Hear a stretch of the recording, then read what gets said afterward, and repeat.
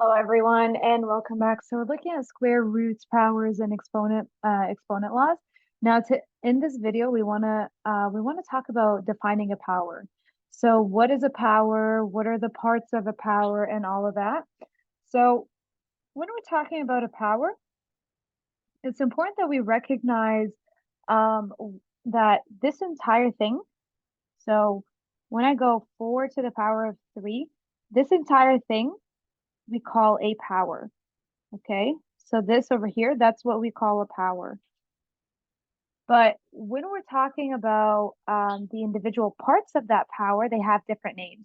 So the bottom one, this bottom one over here, this 4, this is what we call the base. Okay, and the 3 on top over here, this is what we call the exponent. Okay, some people in different scenarios will call it a power, but um, typically the entire thing is considered a power. Okay. All right. Now, when I say 4 to the power of 3, this basically means that I'm going to multiply the base by itself 3 times, however many times the exponent says we're going to do it. Okay.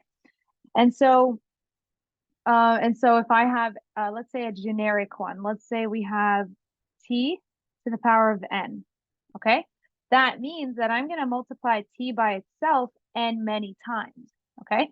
So if I go, for instance, t to the power of 5, that means that I'm going to have t multiplied by t multiplied by t multiplied by t multiplied by t. So I multiply t by itself 5 times.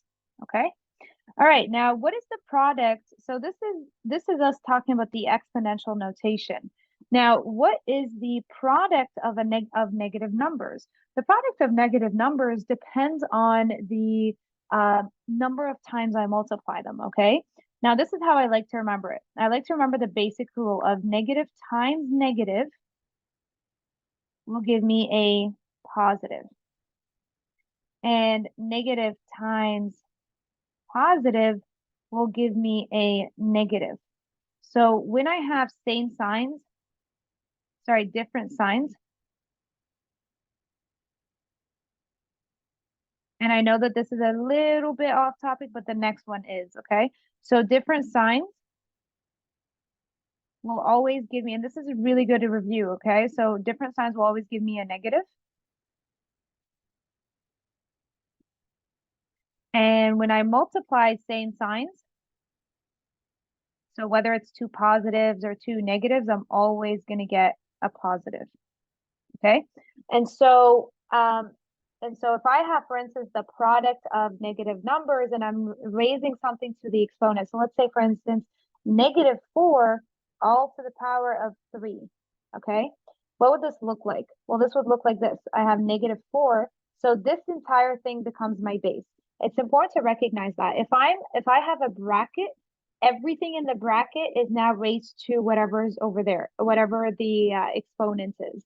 Okay, so over here I have -4 multiplied by -4 multiplied by -4. And so we do this kind of the way this works. And really, we're just going to be working with this first one because it's just negative, negative, negative. And so over here, we're going to have negative times a negative. That's going to give me a positive 16. And then we're going to multiply by a -4. And so I get positive 16 times a -4. That's positive times negative. So I should get a negative. Okay. So I'm going to get negative 64. Okay.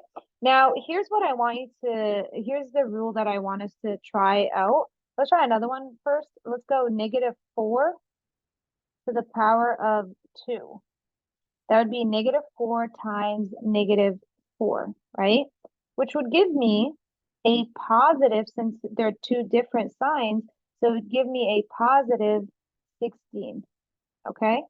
Now recognize what we had here. We had an exponent that was odd, right? Odd numbers, 1, 3, 5, 7.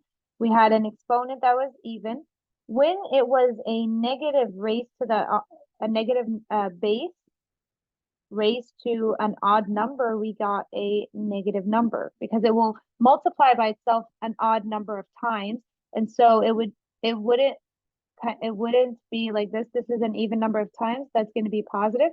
But if it's an odd number of times, there's going to be that extra negative that would make it negative. Okay, that would make it like some positives multiplied by a negative. Okay, all right. So let's write this rule down. Okay, when we raise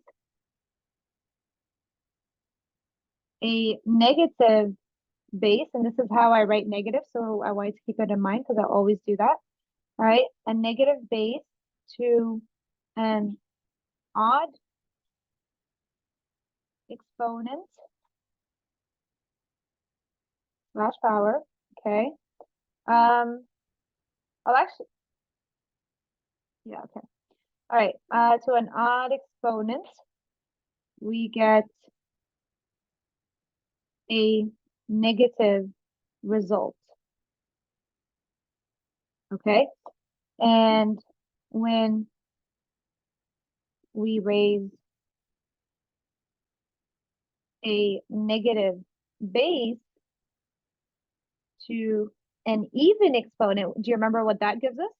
So when it's an even exponent, it gives us a positive result. Okay, we get a positive result. So it's really because we're multiplying an even number of times, and so we're going to get this even situation that will end up being positive. But an odd number of times, we're going to end up with a positive from the even number, and then multiplied by that extra odd number. So it's going to give me a negative. Okay. All right. So I want us just to explore an example here that has to do with negatives. I want you to imagine you had something like this, -4 to the power of 3. This is actually not saying this, okay? Because in this case, I'm saying my base is 4 to the power of 3, and there's a negative sitting outside. So you go, oh, well, that's negative multiplied by 4, negative, and then we have 4 times 4 times 4, that's the 4 to the power of 3. So we end up getting negative 64. But if I have -4 to the power of 2, this is also the same. I go, oh, well, that's negative, and then 4 times 4, which is 16, and then I put that negative that's still outside. Okay, so I wanted to recognize this, that if the base is including the negative, you're going to have brackets around the negative.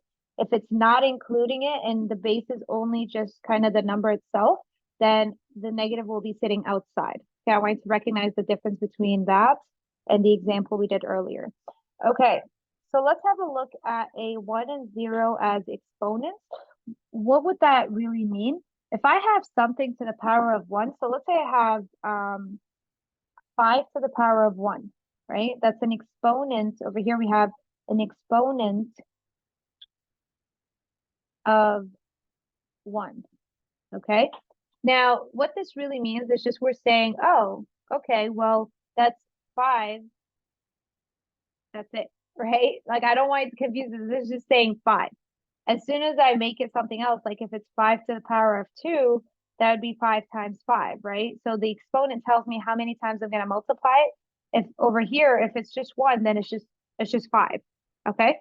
And so any exponent, any number to the exponent of 1 will be the number itself. Like the answer is going to be the number itself. It doesn't change. Okay. All right. Let's have a look at 0 exponents. So if I have 5 to the power of 0, anything to the power of 0 is going to equal to 1. Okay. Let's write that rule. So anything, it could be 1,000, it could be -1,000 to the power of 0. As long as it's to the power of 0, then it's going to equal to 1. So anything to the power of 0 is equal to 1. Okay, so I could have, for instance, I could have an example over here where I have -1,000 to the power of 1, to the power of 0, that's going to equal to 1. Sorry about that. But if I say, for instance, that I have negative 1,000 to the power of 0, I just kind of want to do that review over here, then that's equal to negative 1. Why is that? Is because I do 1,000 to the power of 0. This negative is not included. And so I go 1,000 to the power of 0, that's equal to 1. And then the negative just kind of comes along. Okay? All right, everyone. So that's pretty much it for square roots for defining a power. I'll see you in the example videos. Bye, everyone.